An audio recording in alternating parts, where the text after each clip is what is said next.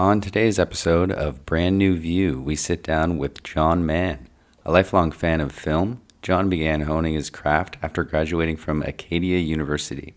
He quickly made a name for himself with the documentary Project Power, and more recently has had short films featured in the Atlantic Film Festival. A producer, writer, and director, Jon is currently working on an original TV pilot as well as a Stephen King short film. Join us and follow along as Jon gets into how he was able to find himself where he is today. I was the same old me with the same old blues. I was the same old me with the same old blues. I was the same old me. BMV. All right, here we are with the one of the first episodes of Brand New View podcast. First of many. First of many, we certainly hope. Mm-hmm. I am Mark Boudreau. I've got my co-host Ben Brammer on my left here. I am here all there night. He is. And we are incredibly excited to have Jon Mann join us here tonight. It's a great way to start things with you. How many movies would you have under your belt? Started out with a short form documentary, and then I wrote a short form documentary in 2012, and then I did a feature length documentary that I wrote and directed, and I've done 3 short films that I've written and directed and produced, and I've worked like here and there on some other projects. But as far as like writer, director at the helm, 6 now. I just wrapped my 4th short film, which was a Stephen King short story that I'm adapting into a short film, and we filmed that about a month ago. So I'm currently in post production with that. Awesome. Very cool. Yeah, That is cool. yeah, it's a bit of a Congrats. trip. Yeah, thank Yeah. you. It was pretty crazy getting that email from Bangor, Maine, saying like, How did that happen? How did you manage to get your hands on the Stephen King work? Yeah, so the Dollar Babies Club is this thing that Stephen King does through his website, where he will post some of his like lesser known short stories, and he sells the rights to them for $1 to like up and coming filmmakers. So it's like pretty in-depth application process, but I'd say it was about this time last year I applied, and about 6 weeks later got an email from a woman in his office in Bangor, and was just like, we received your application, we'll let you know in a couple days. And then sure enough, like 3 days later, I got like a contract that said like, Dear Jon, and then signed by Stephen King. And it's hilarious, they really do ask for $1. They're like, you don't officially have the rights until you send us $1 in the mail. So Did you give him a loonie? no, I had luckily just gotten back from Boston, so Yeah, I had American. like a Yeah, the American Bill. a silver dollar. That's awesome. So that's kind of lead up in the movie world. So take us to present day. Yeah, so that would have been last fall, and at the time I was going through the National Screen Institute's Totally Television program with this pilot that myself and Rob Ramsey, my writing partner, had written, and through that program we had the opportunity to meet with Alan Hocko and Alex Patrick of Take the Shot Productions, which is a production company in Newfoundland. They did Republic of Doyle on CBC. They do Caught, that's going into its 2nd season on CBC. They do Frontier, which is on Netflix with Jason Momoa. They produce that as well. Now it's called Wolfville, Mhm. and based on 2 friends that grew up in the town. I don't want to give too much away. I don't really know what's public and what's not. But that's not where you grew up. You grew up in Fredericton. Now I'm Correct, wondering yeah. why you decided to go. And obviously you went to university. I mean, obviously not obvious. Maybe we haven't gone over that. But you did go to university at Acadia. I did. And that had enough of an impact on you to want to do it on Wolfville. Yeah, so my writing partner, Rob Ramsey, and I met at Acadia, and we weren't like super close, I guess, while we were going to school there. But then after, when I was starting to get into writing and thinking about going to film school to get my, I got an advanced diploma in screenwriting from the New York Film Academy, and I was starting to write a lot Not more. a big deal. And then it's really not. But then Rob was the only guy I knew in the industry, and at the time he was working on a show called Blue Mountain State. So he was at the time was living in Montreal, filming in Montreal, and I just sent him a script, and it wasn't Wolfville, it was something else completely. And he was like, "This isn't too bad," and I just like wanted his notes on it and be like, "Am I wasting my time here? Like, is this funny?" Right. And he was like, "Yeah, this isn't bad at all. Like, I'm kind of thinking about producing, kind of thinking about writing. Do you want to kind of bang this out together?" And then that was 2012, and we've been writing together ever since. Wow. Yeah. Oh, there you go. You ended up finishing that project though. Oh yeah, it's on the pile.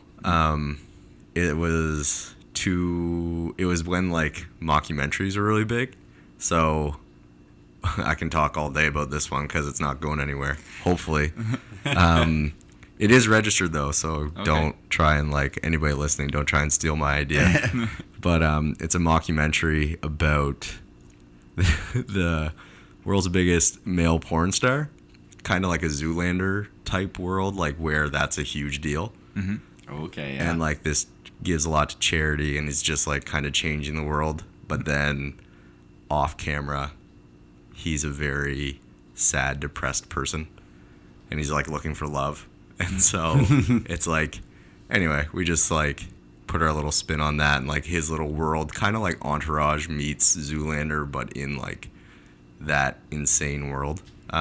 The porn industry. Yeah, I think it had a lot of heart to it, honestly. Like, I still stand by it. Like, Yeah. I like pitched it to my parents. It's original. I thought so, yeah. And then mockumentaries became very unoriginal, like very quickly. It's like it wasn't going to be The Office and it wasn't going to be Parks and Rec. So, Yeah. but yeah, we kind of put us on. I don't want to say like put us on the map, but we got a lot of like, this is awesome, this is super funny, but there's no way we can put this on global. Or like, Yeah. there's no way that anyone So would where can you view it? buy this sort of thing. So. Netflix. Yeah, well now, and this was, again, 5-6 years ago, so the landscape has changed completely. So now maybe, revisit it. yeah, if we move ahead in our careers, and then they're like, so what else do you have? That'll be the first one. Really? Oh, I don't know. Top of the pile. You heard it here. Top of the I pile. like that. Love it.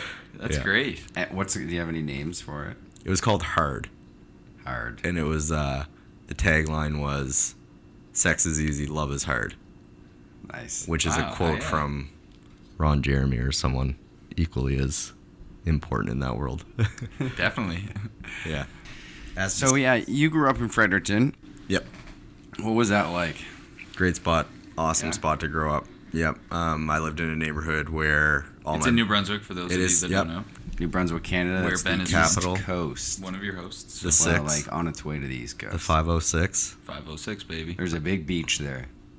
Freddie Beach. It's the first line of defense when you're coming in Freddie from Beach. Quebec to the Maritimes. It's a great spot. It is. It gets a bad rep, but it was like, I can't imagine growing up anywhere else. Left when I was 17, that being said. But it was, like, I grew up in a neighborhood where all my buddies were walking. We were within walking distance from each other's houses. We lived on our bikes in the summertime and, like, always playing backyard baseball, backyard football. Yeah. It's kind of spot where, like, one mall, one movie theater, but never really felt like it certainly wasn't, like, rural in any way, because it is a government town, like, it's the capital. Right. Yeah. Yeah, but the neighborhood I grew up in was, like, just buddies walking to each other's houses, backyard baseball, backyard football, played a lot of tag at night.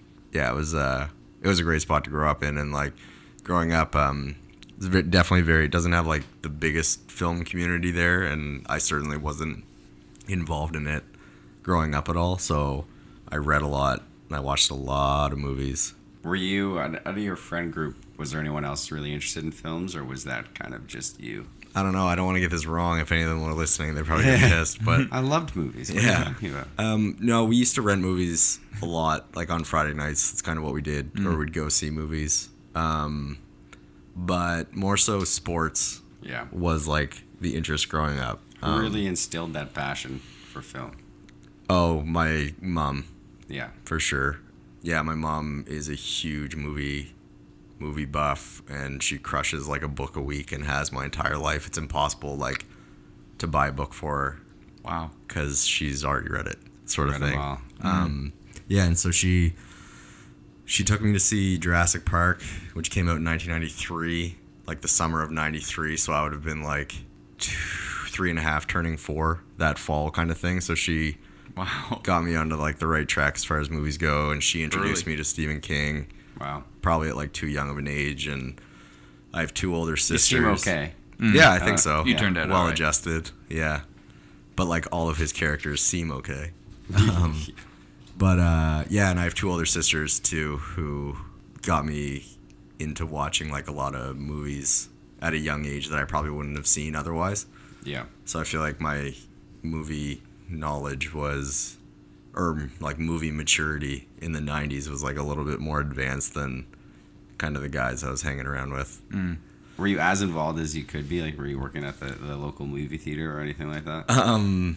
So when I was a theater kid, like through like grade 5 until grade 8 or 9 or something.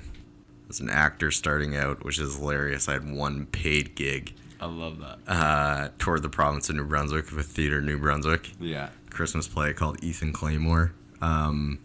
It was cool, and I like loved being the center of attention at that age. But then I just like slowly started to realize that like I think I just wanted to be Involved. yeah, and like I thought it was way cooler to like write the words and say them. There wasn't really any film classes No, that I not can think of. not really. But I did have like super supportive teachers in the sense of that Which I was, you would need taking Yeah, totally. a journey like you had. and like not to feel weird about it, which I think is like super important for kids. And obviously like embracing. my parents and my sisters were always just like super cool with pushing books Very and movies. encouraging. Yeah, but like they weren't doing it because they like thought I could have a career in it or anything. That's just like what we did in my house, sort of thing.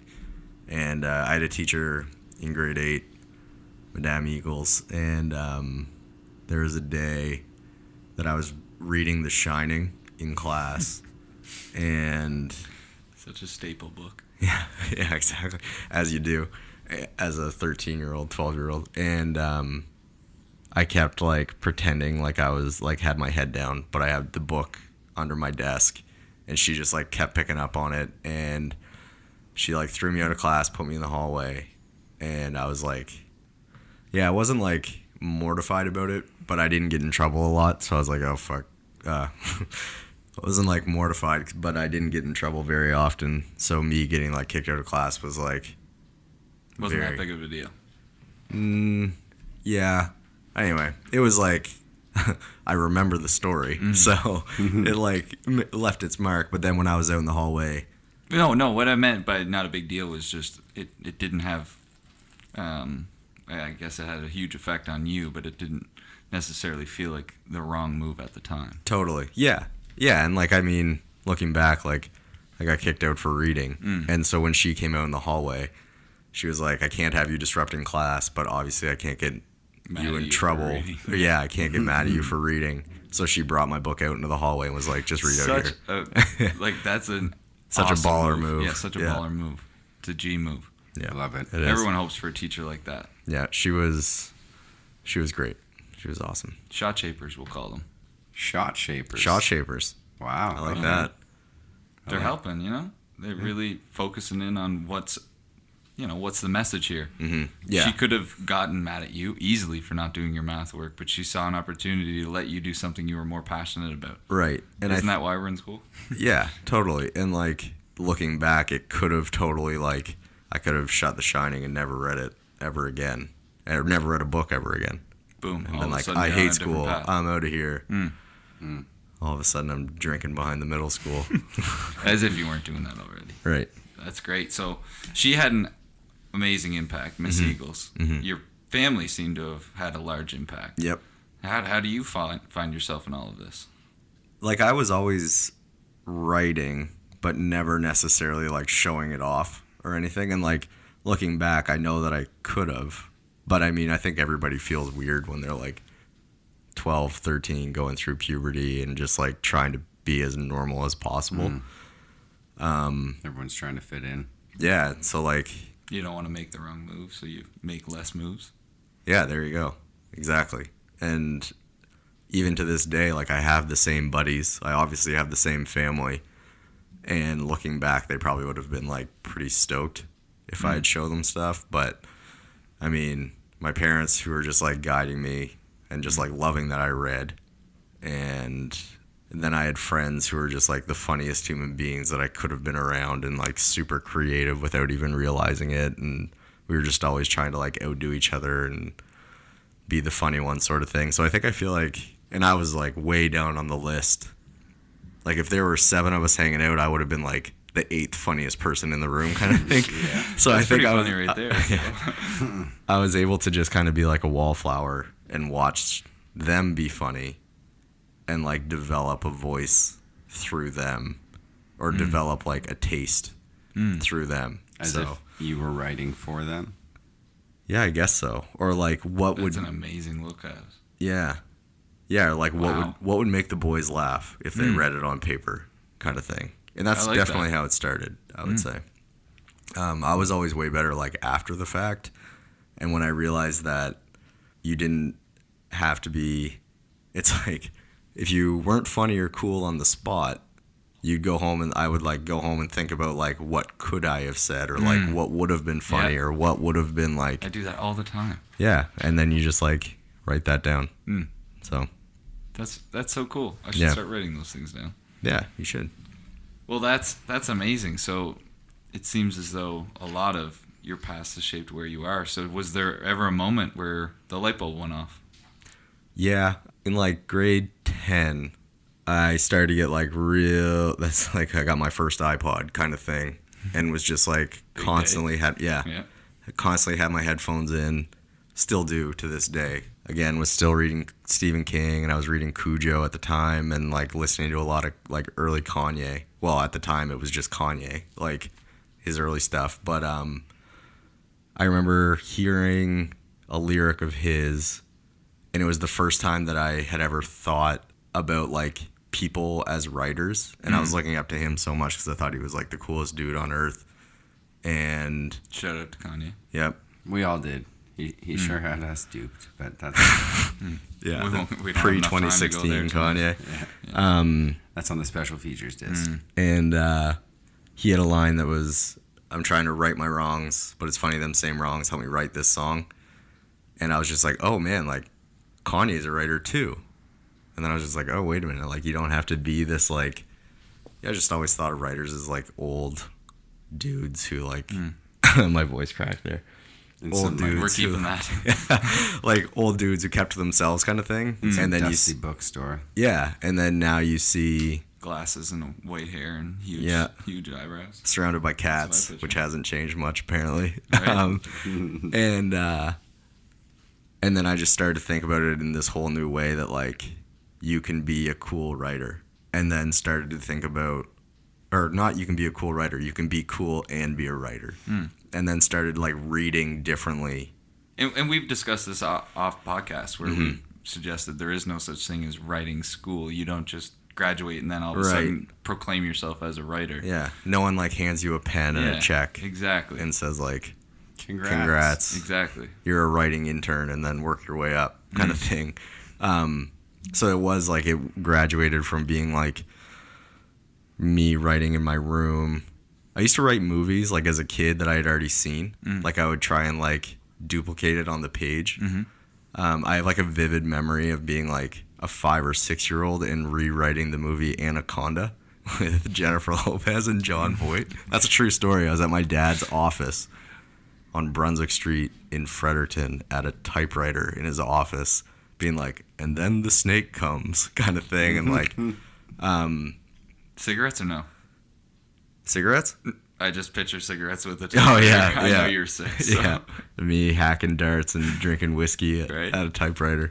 And then just moving into like writing stories for English class, or like any time that I got to like write a speech or something for class, I thought that was like my time to shine and being like, I'm going to write the best speech, or like I'm going to write the best short story, or I'm going to write the best essay about Catcher in the Rye, or I'm going to do whatever.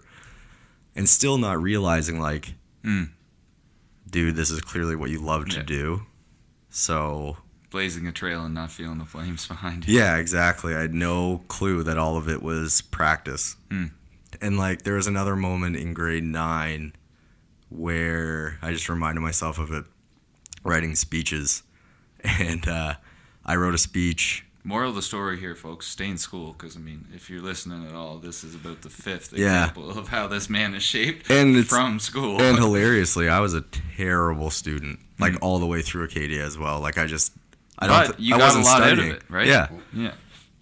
I wasn't learning what I wanted to learn. You don't want to burst any eardrums. Whoa. Oh, You got a little.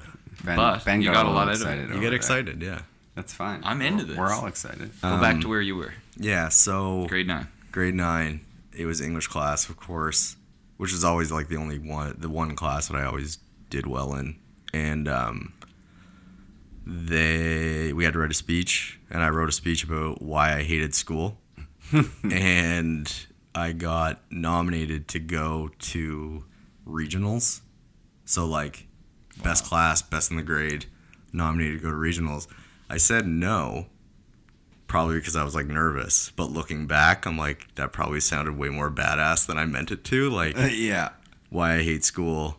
No, I'm not going. Yeah. Like, I don't want to be They celebrated try to, for this. Yeah. I don't need you guys. I don't need Yeah. your validation. So didn't do that. But again, I didn't realize at the time that that's what I was doing. Can you remember that short story of why you hate school? Yeah. So it was a speech, and in it, I remember talking about. I think I got like really weirdly scientific about how like teenagers shouldn't be waking. Like we're not getting enough sleep. It doesn't make sense. Like authority. You were onto something. I think so. It like gave such a like toxic image of authority and like all these things. Like I was much more passionate about it than I actually was. It's just like it's fine. I hate school. I'm in high school. Like this is brutal. I'd rather just like hang out with my buddies all day. Yeah. And then I told a story in it about something that happened in grade 2, which I don't even think was true. So it was like I did kind of get kind of creative with it. But yeah, Mrs. Rogers' class. She had me on Facebook recently. No way. Shout out Miss Rogers. Yeah. Full circle, Miss Rogers. Yeah, exactly. There you go. So then high school sucked. What can you do? Mm-hmm. Which is like not to say like, I mean, I wasn't bullied or anything in high school. I just like, it was not my scene at all. Like I just didn't. The social aspect was great. It was awesome. And you don't realize how great it is at the time. Yeah. Like, you don't. Like you get to see 20 of your best friends every single day. You have lunch with them every single day. And like sports was huge for me too. And like even looking back, I'm like, if you were to tell me now that like, okay, every Tuesday, Thursday, and Saturday from 7 to 9, you get to go hang out with the boys for 2 hours. It's like, man, okay. Let's do it. And just said no, like you just take it for granted looking back, not to get nostalgic, but Absolutely. Definitely share that nostalgia with high school. yeah. Yeah. So then you moved on to Acadia. Mm-hmm. And what did you take there? Well, it's funny. I mentioned that English was the only course I did well in. And then when I got to Acadia, I was an English major for approximately 14 minutes. No, like 3 semesters. And then switched to political science just because I thought it would be more creative writing than it was. And it wasn't. And I just did not. We just didn't vibe together. You found it was too structured? Yeah, and it was interesting. I kind of felt like they kept talking about how subjective it was, and then it very much was not at all. It's like, give your opinion on this, and maybe I was just really bad at giving my opinion. Like, I don't blame the school or my profs or anything, but yeah. So then I switched into political science and graduated as poli-sci. Okay, cool. And then after that, New York Film Academy for a year. Screenwriting. New York Film Academy. Well, why don't you back up there? How did that come? How are you just about to breeze over that? There's like in the New York Film New York, Academy. I it's have no an big Oscar deal. too. Just met Mark Wahlberg. Great burgers. It was cool. I had applied for a bunch of master's programs at film schools with like a short story that I had written while working at a cafe as a student at Acadia, and then applied to a ton of master's programs and couldn't afford any of them. And so I kind of came to like bit of a negotiation with the New York Film Academy that I could do their screenwriting program online and not have to live in Manhattan, and still get the education because it was screenwriting. It was like, didn't have to be very hands-on. You just needed the laptop sort of thing, and I was able to email everything in.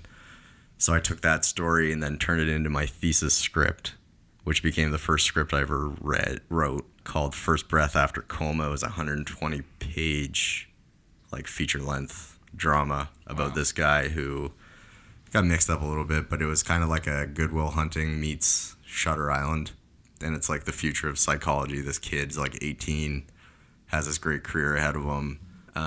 He's like the youngest kid to win a genius, like the MacArthur Genius Grant. Like he's the next big thing, and then he gets in a car accident, bumps his head, and then ends up in a psych ward. And throughout the movie, you don't really know if he's a genius or if he has a serious head injury.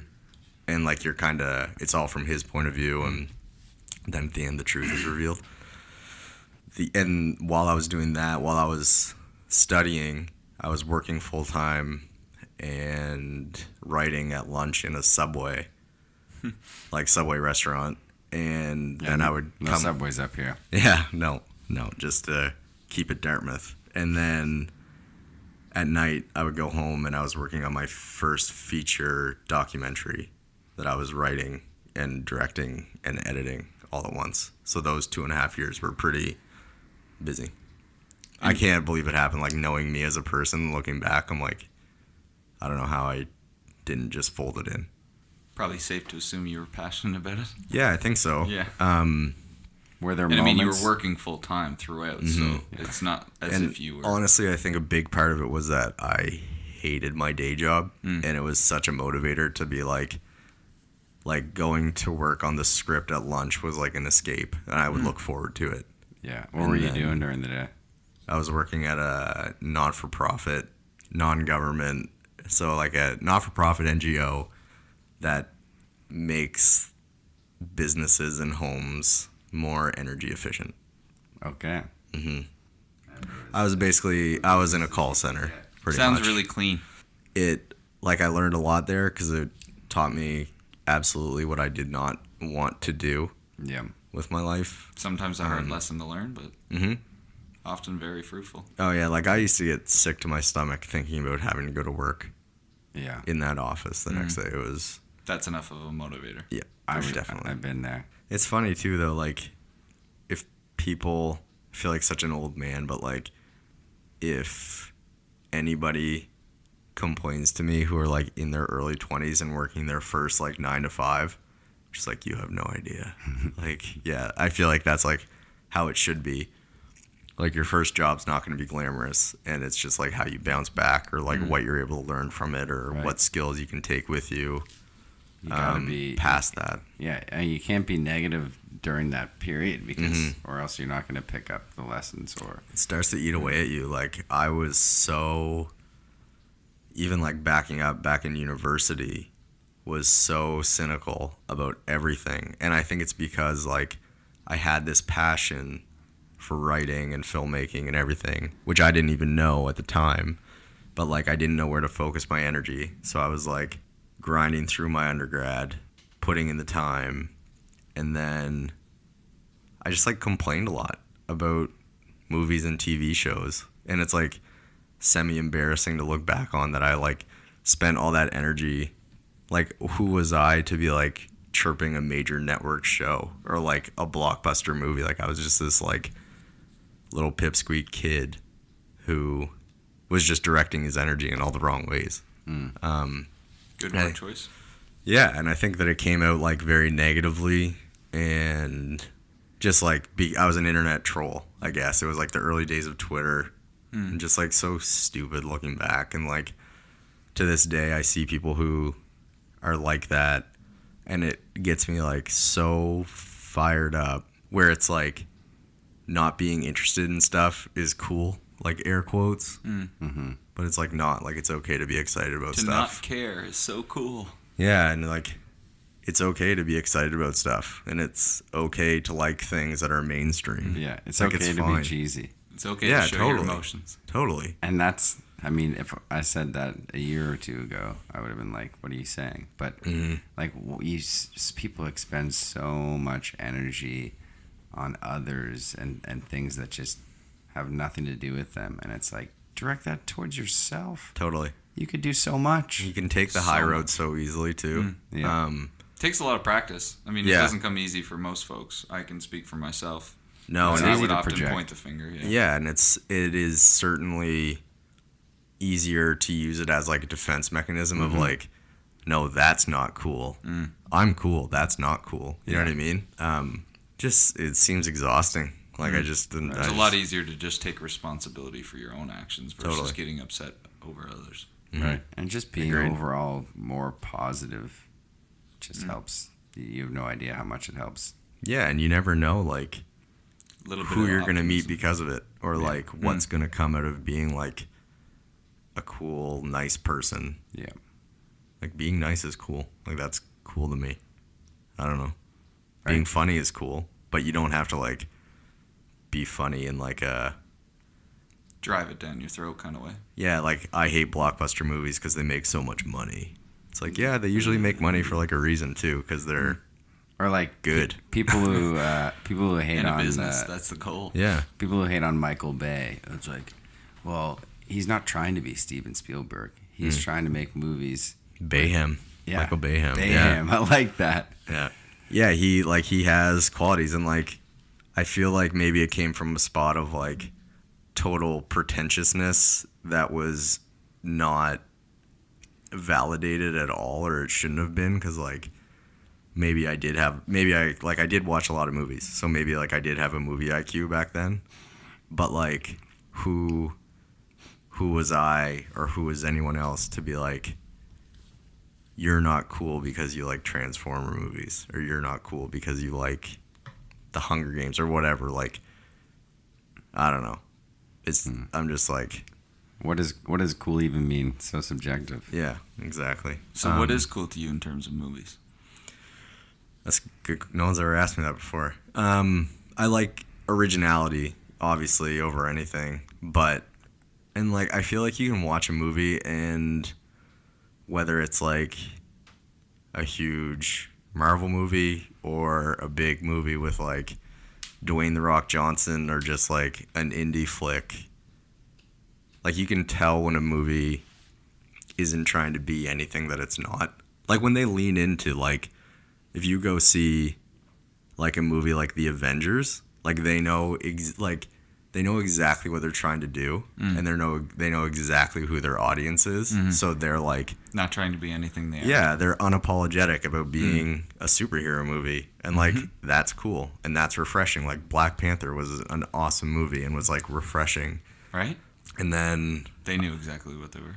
I saw A Star Is Born the other day, and I thought it was phenomenal. Yeah. I've yet to see it. Still It- gotta go. Totally, like, you think of like it's Bradley Cooper and Lady Gaga, but they are like not beautiful people in it at all. It was just like a very raw, emotional, honest kind of story that it was just like looking at addiction and family and fame and like celebrity in not like a tropey way, like in a very like new kind of, Honest. yeah, it was just really good. It's just like truth in storytelling is cool. There's a reason why like Ernest Hemingway, we're still reading him. And like I don't think Hemingway was like the greatest writer of all time, but when you read his words, you're just like, man, this guy lived and is not holding like anything back. You can feel the truth. Yeah. And then you take the other side of the coin, like Jerry Seinfeld found a way to express what everyone's thinking in a comedic way, and he's a genius for it too. I So was thinking that, yeah. I just think that like good writing is honest writing, and good filmmaking is honest filmmaking, and yeah.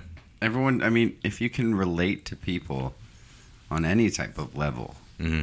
then you're gonna have some sort of connection, Yeah. some sort of emotional connection. And I think that, like, people can, like, through the medium of writing or film or whatever, they can sense that, where it's not, like, it's not bullshit, or they're not pulling your leg, or they're not, like, telling you to look over here. And yeah, I just think that, like, I don't know. I just think that, like, there's nothing cooler than being honest with yourself. And if you're able to do that in your writing, like, I just think that that's the coolest. Yeah, definitely. Honesty is such an important trait with storytelling. Mm-hmm. Yeah. Oh, thanks. Yeah. So the New York Film Academy, you did that. Was that a 1-year program? Mm-hmm. Yeah. So after you finished that up, you were working on, you said a documentary. Yeah, it was called Project Power, and it was about the New Brunswick government attempted to sell NB Power to Hydro-Quebec, and there was a big social movement against it. And it was kind of in the early days of... Definitely remember hearing about this. Yeah, and it was in the early days of Facebook, so they really used social media to mobilize, because a lot of the news media in New Brunswick is owned by the Irving family, and they were set up to save a lot of money if this deal had gone through. So all of the, like, mainstream media was very pro the sale, all the print media especially. So then people had to turn to social media to mobilize, and just documented that, and spoke with engineers, spoke with lawyers, spoke with just, like, everyday people in New Brunswick, did, like, 56 interviews, sit-down interviews with people, and cut this up into a feature-length documentary, and then was asked to give a TED Talk about how basically I compared social movements to the movie J.A.W.S, which is just my favorite movie of all time. Great movie. Yeah, so again, like, just started to get a little bit more, just more, like, making a name for myself, I guess, and the TED Talk certainly helped. Mainstream. Yeah, exactly. And you were, while you were doing that, you were working at the the yeah, I was at the not-for-profit during all that. Okay. So how was it up on that stage? It's probably the most nervous I've ever been in my Really? life. Yeah, it was terrifying. Maybe an indicator as to why you didn't present your why I hate school. my speech. Yeah, Yeah. exactly. A little foreshadowing. Yeah, that was it was okay because I was speaking about something that I, like, was fired up to talk about. But leading up to it, it was pretty nerve-wracking. I just hate public speaking. Like, I'm not good at it at all. As a kid, I love being the center of attention. I think it's because, like, I'm the baby of the family. Mm-hmm. But then, yeah, I'm just not. I don't know. I'd just rather be behind the camera than in front of it now. So, Yeah. Nice. Better to know that now. yeah, yeah, totally. Yeah, exactly. Like, I don't know. It would be. I always, like, get in my own head, like, am I being disingenuine, or, like, are people going to think I'm not being genuine? Which takes us back again to, like, honesty in writing and all that stuff. Like, if you know someone's not being genuine, I just find it's, like, such an easy thing to pick up on, and people lose, like, a lot of credibility if they're not. So Yeah. And just to touch back on, while you were working at the NGO and you were working on Project Power, I imagine that was taking up all of your time. pretty much, yeah. Like, I would be spending most evenings editing, and then weekends I would drive back and forth to New Brunswick to do, like, just get more footage or to be interviewing more people. And definitely saw some parts in New Brunswick that I never would have seen otherwise, which was really cool, and met a lot of really cool people, hardworking people that I never would have met. Did you roll through Quispam Sis, home of the Brammers? Oh yeah. I was through Quispam. Yeah, you were. Yeah, oh man, like Quispam up north in Bathurst, Campbellton, Moncton. You're all over the Honestly, place. yeah. The She? I was in the She. Not very long. I don't think I was in For those Miramichi of you that that often. don't know, yes. Yeah. She. Fredericton, obviously. How did you stay energized? Good support system, Yeah. I think. And I was really into it. And it was just like such an insane story that I felt like needed to be told to the masses. And Coming from New Brunswick, I think some of that comes from a sense of pride totally. for the people. Yeah, like I mentioned, like speaking with, there were lawyers and professors that we spoke to who were just anti the sale because from like a legal standpoint and from like a political standpoint and a government standpoint, it didn't make sense. It was pretty shady. And then spoke with Definitely shady. engineers who were somehow involved with MB Power during their careers, who had a lot of pride in that company, who just didn't want to see it sold to Hydro Quebec. And then just like you said, like a lot of just like everyday people in New Brunswick who really felt like their sovereignty was being attacked, like the sovereignty of the province was being attacked, because if they didn't, they just thought of it as like, if we don't control our power, our own power, then What do we have? Yeah, exactly. So, yeah, it was an interesting, like that was like a 10-month standoff, if I remember correctly, between the province and like the people of New Brunswick, and then 2.5 years to like craft the documentary, and it was heavy. So once Project Power launched, did that kind of get your career off the ground, or were you? Yeah, I think it like fed into the hype machine, and then the TED Talk happened, and then all of a sudden I had this like shareable thing that was like, this is me talking about movies, and it's been validated by a TED Talk. So I kind of like rode that wave for a while. At that time, Rob and I had started to write short films. Rob had this idea about telling a story without using any dialogue, and I had an idea about a guy or someone committing a hit and run and just following their life the 24 hours after. So we combined those two ideas, and made our first short film, Rear View, which came out in... Great name choice. Thank you. Now we're up to 2016, and we had the goal of getting that into 10 film festivals, and it got into 28. Wow. So then that's when we were like, oh, okay, let's keep going with this. So you said your goal was 10, and you ended up with 28, you said? Mm-hmm. Yep. How did that happen?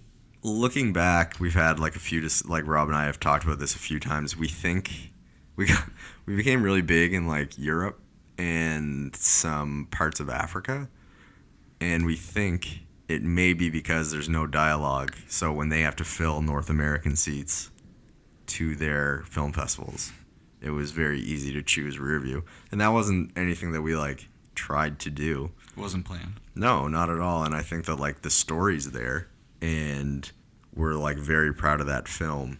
But I think that we like got into right place, the right time. Yeah, and we like dummied our goal of film festivals. Didn't matter how we did it, we did it. Right, so right. Yeah, we were pretty stoked about that. Doesn't matter how it goes in. Yeah, exactly. It's They don't ask how, they ask how many. I was just trying to think of that. Yeah. And so it really works here too, because 28, you're going for 10. That's impressive. And during that time that we were writing Rear View was when we started to write the first draft of Wolfville. Right. So 2015. And then Rear View came out in 2016. And then took a little hiatus from short films. I don't know why. We didn't do anything in 2017.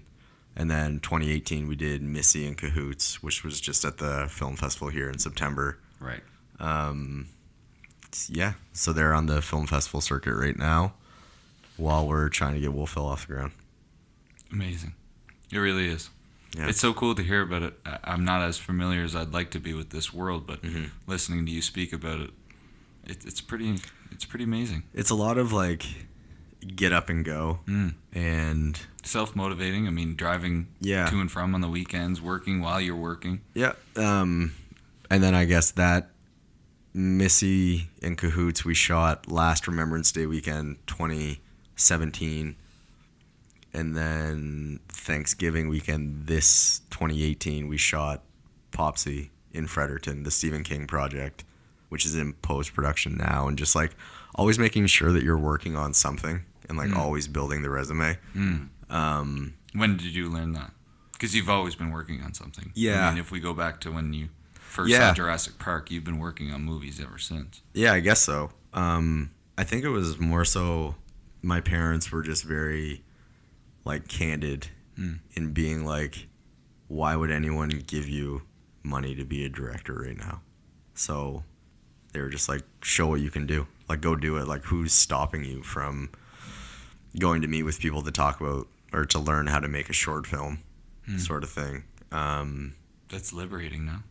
Yeah, it was pretty cool. Learned so much every time. Like, and definitely each project, like, from the first one with Rearview to the fourth one of Popsy, like, every time the stakes just seem to get, like, bigger and bigger. Well, I mean, there's no stakes. I mean, it's short film. I feel super lucky. Like, there's no...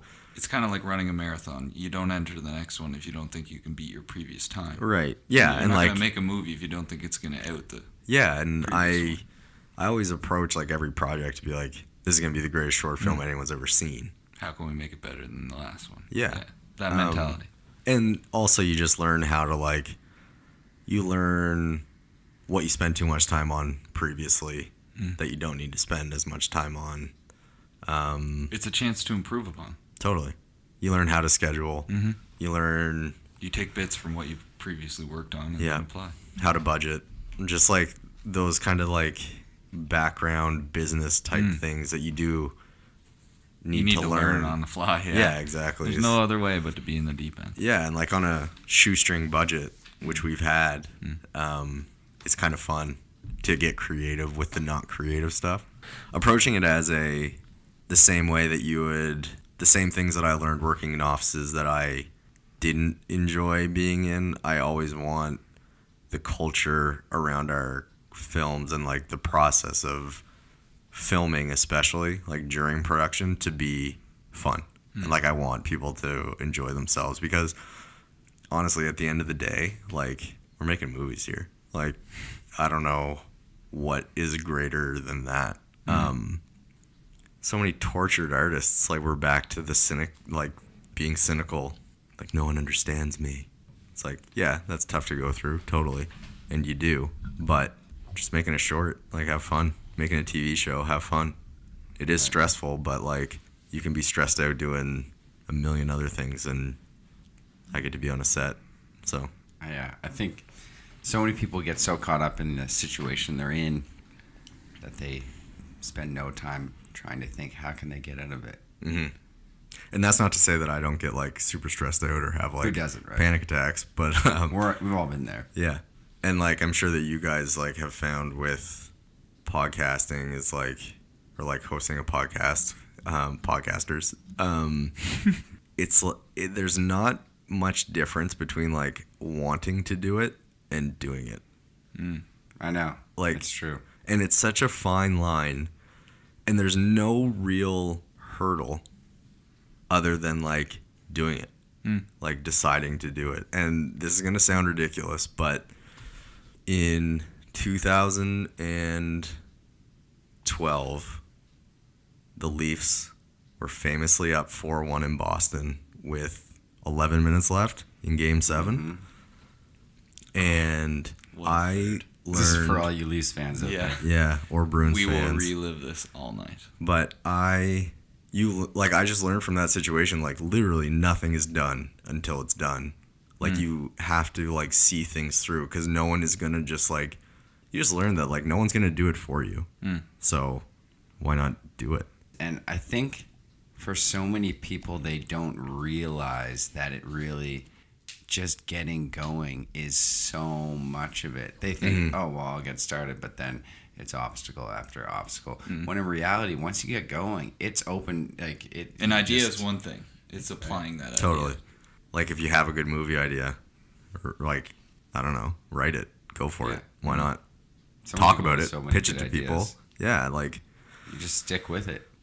Do something about it. It is, and like I think a lot of people think like writing is just like sitting down at a computer and like finding the time and like having it all mapped out in your head, but there's so much like debate and getting back to what we were talking about, like choices. That's all it is. That's like all, like you have a great story in your head, cool. Like I have a great story about Titanic. It's like, okay, well then like what's the angle you're going to take and like what choices are you like, it's just choices of how James Cameron decided that it was going to be about like a poor American trying to get home, and all of a sudden he meets this like British, whatever you'd call her, Socialite. yeah, who hates her life, and he is like this kind of like J.A.W.S kind of guy. And then you mix in DiCaprio and Kate Winslet in 1996, and you are like, or 1999, and you are golden. But I mean, there's a million different ways that Titanic could have been told. Not to like get super into Titanic here, Right. but I mean, the ship, as long as the ship hits the iceberg, you mean you have carte blanche. right, yeah. And so like when people, it's like what Zuckerberg says in The Social Network. Who knows if he actually said it, but it's like, if you guys had invented Facebook, you would have invented Facebook. Like he did it. That's a very powerful statement. Yeah.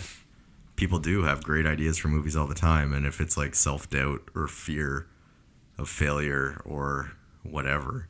And like we just went through like my past 7-8 years career in the middle, like during all those, for every film festival we got into, we got turned away by 13.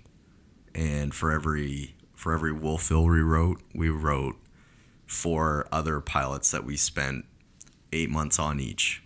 Like we wrote, like Cahoots is a 17-page short that's 11 minutes long that we, like pre-production on that was probably 9 months. Like there's a lot that goes into it, and it's not just like, I'm not just like sitting here being like, yeah, just do it and it'll happen. Like there's a lot of, people say that all the time, like, oh, like deal with rejection. And I think that if you really want to do it, then rejection's like not going to really bother you that much. It may feel some folks to try and not hear that no as often, but it's what you do with those no's that fuels your desire for the yes. And then just like being a good person to the point where people are like, here's a no, but we enjoyed talking with you guys, so next time you have something, come on back. Or here's someone who might not be a no. Yeah, exactly. Yeah. Yeah, a lot can happen. Yeah, it's crazy. Very true.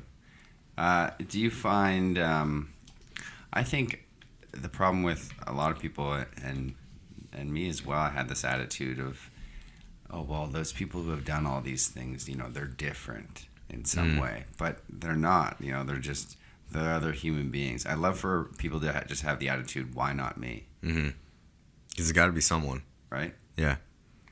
Yeah. It's, it is interesting, and like, unless you're on the level of like Jay-Z and Beyonce, who if I found out tomorrow they were robots, I'd be like, yeah, probably, maybe. That's actually happening now. There's robots on Instagram. Yeah. There's trolls on Twitter.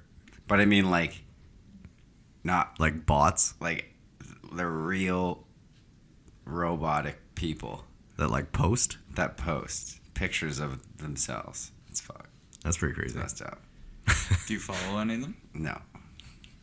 Exclusively. Thanks. Yeah. But I mean, like, everybody's got a story. I guess everybody has like a place they grew up. Everybody has like the opportunities that they were given that they like seized onto. And like there are people who are like I heard Pam Anderson was discovered at like an Edmonton Eskimos game on the big screen. It's like that happens when you're Pam Anderson, or like that happens when you're Leo. But again, for every Leo, Kanye, whoever, there are 16 million other people that didn't get the break or gave up 2 months before it was really going to happen for them, or didn't try, or whatever, what have you. Seizing your moments. I mean, obviously there's a blueprint, and we would never claim to be social psychologists, but we are trying to uncover the psyche behind why you've made some decisions and ultimately how that's led you to where you are. It's really interesting to hear how you've been able to barrel through and barrel on, I should say, always working at a certain goal of becoming a writer and an established writer, an established producer. Even though you were always pursuing it, it just seems as though you were able to monetize it because of that drive. And there's a lot of times that like we were talking about, like day jobs and things that you have to do to be able to work on that stuff when it is still like Of course, a side, not even a gig You yet, need to just support something, yourself, yeah, but- just something you do on evenings and weekends kind of thing.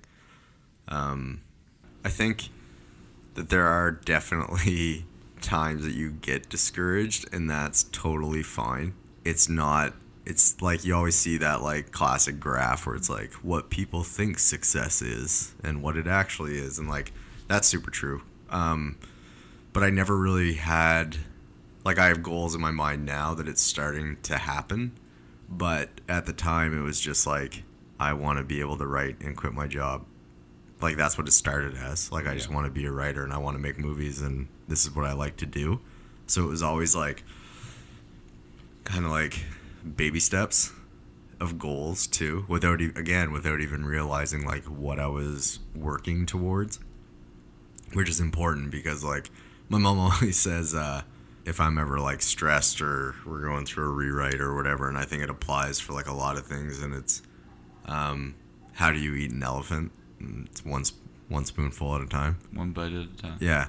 So yeah, one bite on a spoonful. That makes elephant soup. Ooh.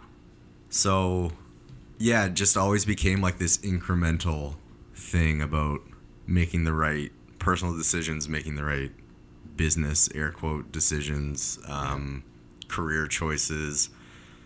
I wrote a short about 6 to 7 years ago that I still think is like the best thing I've ever written, in my opinion. But at the time, just like if we had made it on the budgets that we were working with, which was like a couple $100, it would have been terrible. It wouldn't have done it justice at all. And like, not to say that there's like tons of like car chases and explosions in it or anything, but like that was definitely something that I'm glad that we like passed on. We still have it. We'll have it forever. It's like, it's a story. It's written down. It's written in ink. But I'm starting to see that with like a lot of young filmmakers now going through festivals that like you can tell they're great writers, you can tell they're great directors, but it's like the choices that they made for the film. It's like they have this great script that they wrote and they wanted to direct it, but they bit off more than they could chew. And then the film loses all credibility because they show a really fake gunshot or something. Yeah. Like little things like that. So I don't think like consciously knew that was like such a great decision at the time. But now I'm just like very thankful that decision was made. I think that happens a lot. People bite off more than they can chew. Yeah. I mean, that's why most businesses fail. And it's like cool. Like it's okay to be patient with stuff, even though like I'm a very impatient person.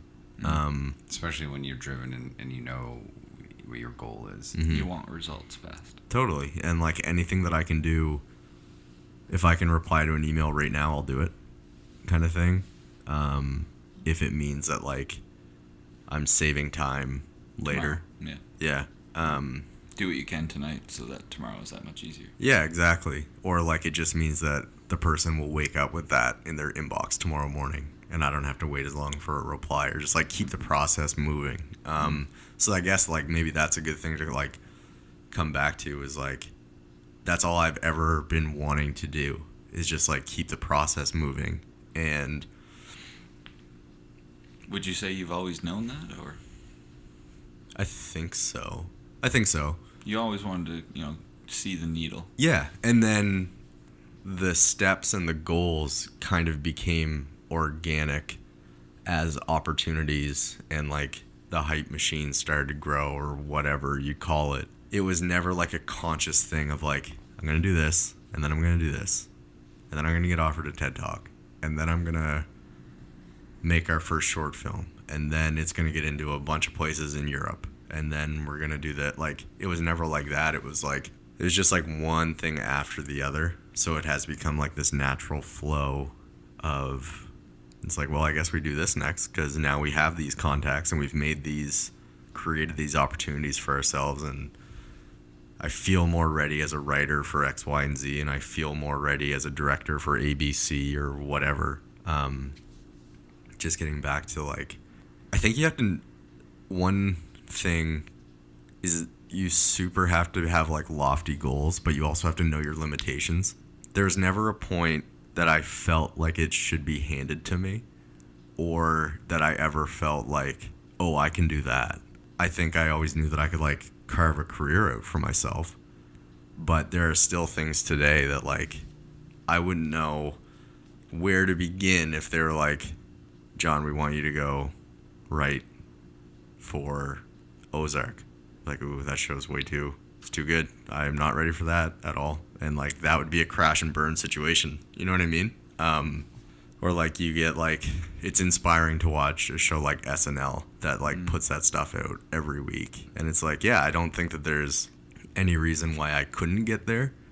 And not to say that I would turn it down, but like, I don't even know where I'm going with this. Just don't bite off more than you can chew. And know your limitations. And it's like, it's okay to be humble. Good message. And it's okay to like ask for help. And I think that, yeah, you end up shooting yourself in the foot or like trying to attack a hill that you're not ready to climb kind of thing. And then that's a lot of the times it's like, maybe that'll be the only thing that someone big and important will ever see, or like the only work of yours that they'll ever see. And it's like, oh yeah, I saw Jon Mann's short. It was awful. Why would I ever want to read anything else he's ever done? You know what I mean? So it's like, you got to pick your shots. You got to pick your opportunities. The people who are most satisfied with your product are going to use it and never tell you. Is that a thing? That one? It's just a little... Is that a Mark Woodrow tidbit? original? Little tidbit? No, I'm not. It's not an original. That's a good one, bud. Yeah. Well, the loudest people are the most negative people. I mean, working in the restaurant. You will get off once in a while, oh, that meal was incredible, but, 9 times out of 10, it's that was shit. Yeah. So, yeah, one more thing. I just wanted to touch back on the cynicism. When did you kind of realize you took a step back and you're like, this isn't helping me? I think I just started to become like, it was definitely like a maturity thing.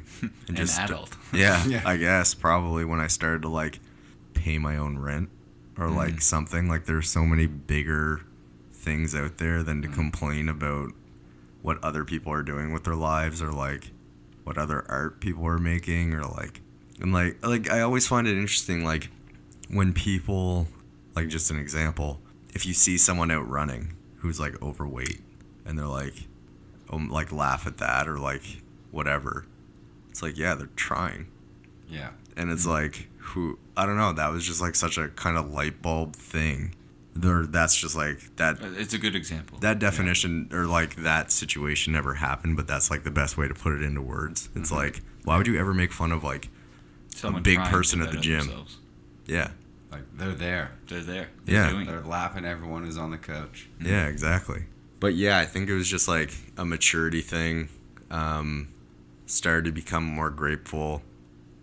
It was also when stuff started to move. I was thinking to myself one day, like, how embarrassed I would be if anybody that I was like chirping their movies, if I ever met them. And they're like, hey, saw what you said on Twitter the other day. 2013. And I would be like a puddle because I would be starstruck. And then just how it's like saving myself from embarrassment in the future. And then like through that process, just kind of realize like, wow, I feel better about myself now, And like, Do you notice a significant change in yourself after you started being a lot more positive? yeah, I feel like I became a way harder worker. Yeah. All of that energy was now directed towards you. I think so. And like Positive energy. less things were bothering me. The And like, noise was gone. yeah, and became like way easier to like laugh about situations. And I think that also like a lot of this happened because I was like unhappy as an undergrad because I wasn't studying something that I wanted to be studying. And then I was working somewhere that I didn't want to be working. And it just like grinds you down. Like, and I totally feel for people who are in those situations because I've been there, but at the same time, it's just like it gets better. Yeah. Like it does, and you do have to like put in your time, and it sucks while it's happening, but it's like, what's the alternative? Like, do that for the rest of your life? Like, that's honestly like what is the alternative? And I think Mark and I can chime in. We've probably both been in similar situations, not to downplay your situation. I mean, there's probably plenty of listeners that have been in that same situation. It's not a unique story. It's not until you really start to take onus for your own actions that you can let others' actions just kind of fall by the wayside. You become at peace with yourself. You feel at peace when that's looked upon properly. When you take full responsibility for your own actions and you truly understand that the way you respond and the way you act is totally dependent on you. Yeah. And it also like just to finish that point, but it wasn't until then that I truly feel like I was breaching adulthood. It was not long ago. I mean, I really had to take a deep look in the mirror to understand that my actions are totally dependent on me, and that if others are manipulating my actions or my mood, I'm not as strong as I maybe once perceived. So. Yeah. And there was a time too that I think that you become like, and I don't mean in a physical sense, you become a way more attractive person when you're positive. 100%. And I don't mean positive as in like, I'm not even an optimistic at all, but it doesn't mean that like your day to day you can't just be like a good person who's nice to people and who can like shake stuff off. Not to quote Taylor Swift, but it's not always easy either. And especially when you're going through like, you don't like your job, you don't like school, you don't like the relationship you're in, like whatever it is, anything that I just always feel like, don't complain about something if you can change it. Like if like all the power in you is to change it, and like, yeah, it's scary to quit a job or it's scary to do whatever, to move, like whatever's bringing you down, it is scary to do. But you always come back to like, well, what's the alternative? You stay here forever? Like, I'm always wondering. Wither away to nothing. Yeah. And always wondering. I would hate to look back and be like, man, I wish I had tried writing. Like, I really wish I was like, if I could go back in my 20s, I would do this. And even like that fear of that hypothetical future me thinking that that was kind of like the kick in the ass that I felt like I needed. Like, yeah, it's big enough. Because it's going to happen. You fueled that fear. Yeah. You used it to your advantage. At one time, I was 8 years old. I remember that. I remember being 16. I remember being 19. Now I'm 29. Eventually I'm going to be 39. And then I'm going to be 50. So, like, it happens. Like, time goes by. Time marches on. It's crazy. Like, it does not care about you whatsoever. So, like, make the most of it. You know what I mean? But, like, honestly, like, I always kind of think about that, too. It's like... Make it count. Yeah. Like, next Friday's going to come. So, like, that's not going to change. So, what can you do between now and then, or next Sunday, or next year, or whatever? It always drives me, like, I always find it so, like, fascinating when people are like, man, can't believe it's November already. It's like, okay, we're either about to have, like, the most boring conversation I've ever had, or... It's like what... Or you've wasted your year so far. Yeah, like happens. It happens every year. Can't believe it snowed. Yeah, it snows every... I don't know. It's just a weird thing that I've... See how quickly October flew by? Yeah, and like my oldest niece, I think it was like having a conversation with my dad at like her second birthday. I was like, can't believe Isla's 2. And my dad just being like, yeah, and someday she's going to be 18, and we'll be here with her on that day, too. I was just like, oh, my God. And he wasn't trying to be, like, dark about it at all, but it was just like, yeah, like she's a constant and time's a constant, right. So. I will also tell you things that are true. Yeah, exactly. Yeah, like, thanks, John. Yeah, we're both at her birthday party right now. Yeah, it's true. So great yeah. segment here with Brand New View podcast. It was our first, and in conclusion, we want to thank Jon again for coming in. Thank you guys. Really, really, really appreciate it. This has been awesome. It was so good the first time we wanted to do it again. No, but for real, it's been an extreme honor of ours to host our first podcast with you, together with you, Jon, and obviously share some of your stories. And we hope that the listeners have learned something or taken something away from it. If not, Hope so. Yeah. Yeah, I mean, if anything, I think we had a fun conversation. We learned about Jon and what he's up to. Go check out. When's Popsy going to be? Popsy will be Film festivals next year. next year. So by the time this airs, there'll be no news. But anyway, I guess in final thought here, like, not to be preachy, but I feel like if people are like listening to this, if you take anything away from like what I've been trying to say, is if you're listening to this in transit to a job that you don't necessarily love, it's like, that's okay. And it's also super okay to do or try what you're passionate about. As my mom always says, like, just make rent. Yeah. It's okay to be who you are. Yeah. Absolutely. So with that, we're going to conclude one of the first episodes of Brand New View. Once again, we'd like to thank Jon for being here. So as I said, you have to go check out Popsy next year. Popular Demand Pictures. We'll put all the info at the bottom there so you can check out Jon's info, his website, everything like that. Ben, you got anything else to add before we get out of here?